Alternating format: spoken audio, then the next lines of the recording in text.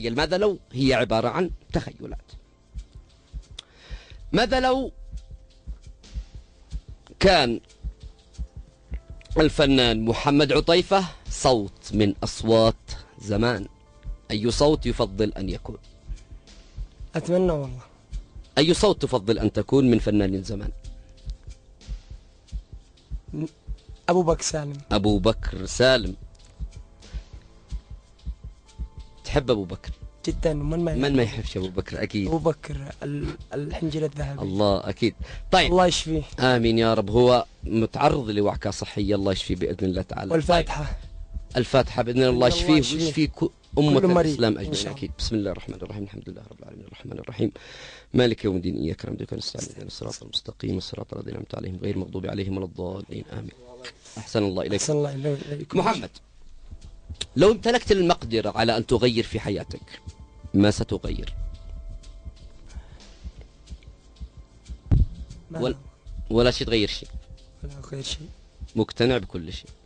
أتمنى بس أغير في نمطي في الغنى وفي هذا يعني إلى الأفضل. الأفضل إن شاء الله. ما شاء الله عليك، أنت الآن متميز جدا إحساسا وأداء وعزفا.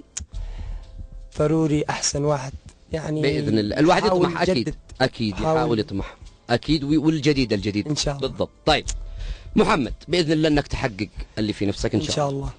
محمد، لو خيرت أن تتزوج بامرأة أخرى، احنا في ماذا لو بنتخيل، أتمنى بس من أم بسام تقفل الرادية الحين بس عشان هذا السؤال بس. طيب لو خير الفنان محمد عطيفة أن يتزوج بامرأة أخرى وعرضت عليه 4 جنسيات، ما سيختار؟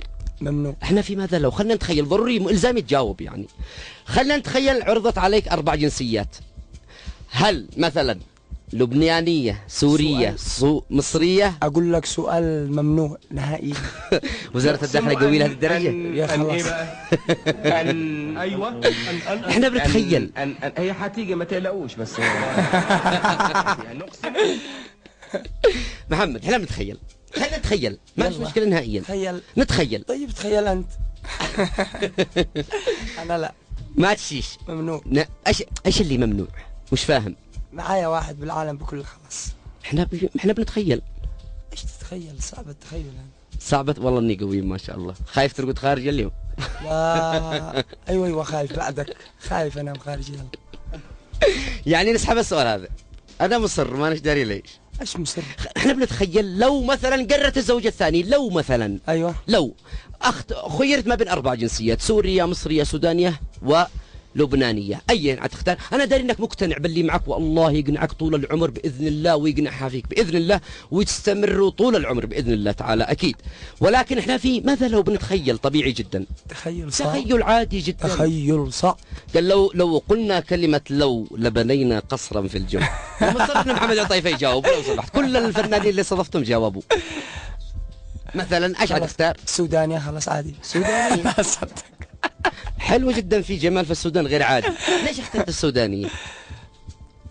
عشان ما تقعش اجمل من مرتي. الله الله الله. والله جاوب وزاد علي بالجواب. ما شاء الله. كل الفنانين طبعا رقدوا خارج بعد الحلقة، إلا محمد عطيفة ما شاء الله يدخل وقت ايش اقول لك، الجو كله الله يفتح عليك. زي العسل. خارج والله، خارج والله ما شاء الله بالجواب. طيب محمد، سحبنا السؤال يلا.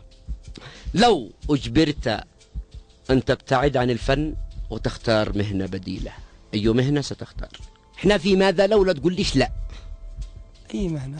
لا، ايش حتختار؟ مثلا أجبرت أنا عارف أنك مستحيل تتنازل عن الفن، ولكن أجبرت. صعب يا الفن. أنا عارف إن الفن داخل القلب خلاص يعني. الواحد لما بيبصرك بتغني ما شاء الله، بتغني من كل. طيب في مهنة ثانية في نفسي يعني، أكون مهندس معماري كذا. الله، مهندس معماري. ما كملت دراستك طبعا؟ كملت 3 ثانوي. وقفت. ما كنت مفكر انك تكمل جامعة. وقف ودع. بس العمر امامك ما شاء الله، عادك شباب. ان شاء الله. ان شاء الله، وما يمنعش انك تواصل دراستك، ما فيش مشكلة يعني. من اللي يمنع؟ ماشي ان شاء الله بنواصل، وان شاء الله نكون افضل وافضل وافضل ان شاء الله باذن الله تعالى.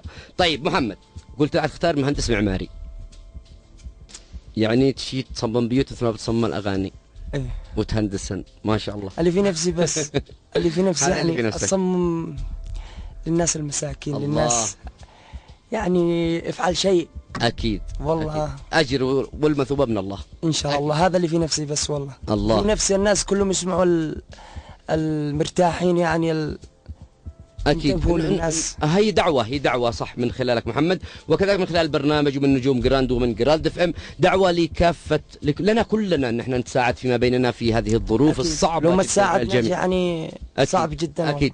في على ذكر هذا الموضوع في بس أنوه في أمانة العاصمة في مديرية الوحدة ملتقى أمنا حي حجر، جمعية شباب حي حجر الاجتماعية الخيرية، أشكرهم شخصيا بأمانة، أشكر هذه الجمعية جمعية شباب حجر حي حجر الرائعين اللي بادروا بمبادرة بسام العودري الملحن والكاتب المؤلف الرائع، كان صاحب الفكرة أنه عملوا قافلة تهامة تستغيث، انهم بيعملوا سندات ويجمعوا يشتروها الناس من 100 ريال، بيجمعوا تبرعات لاهل تهامه لما يعانوا هناك من جفاف ومن قحط ومن، فاشكرهم المبادره هذه، اتمنى ان كلنا جزاهم الله خير. اكيد جزاهم الله الف خير، واتمنى ان كلنا نحذو حذوهم باذن الله تعالى.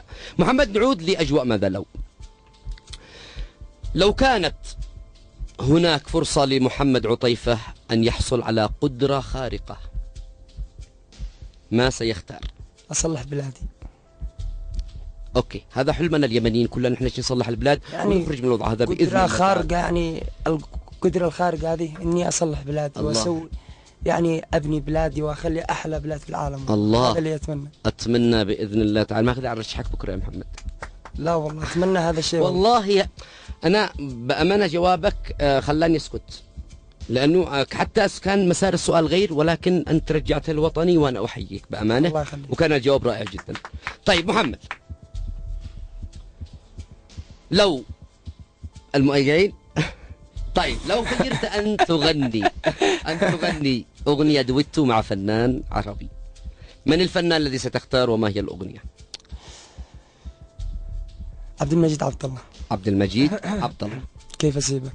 الله، كيف اسيبك نسمعها اليوم اكيد ان شاء الله. اذا مستمعين على نسمع اليوم كذلك للفنان عبد المجيد عبد الله اغنيه كيف اسيبك للفنان محمد عطيفه. طيب الان بختم ماذا لو وارجع لي اجوبه محمد في كلمه ورقم. محمد، انت قلت لديك 6 اصدقاء مقربين، اذكرهم لي عشان نحييهم.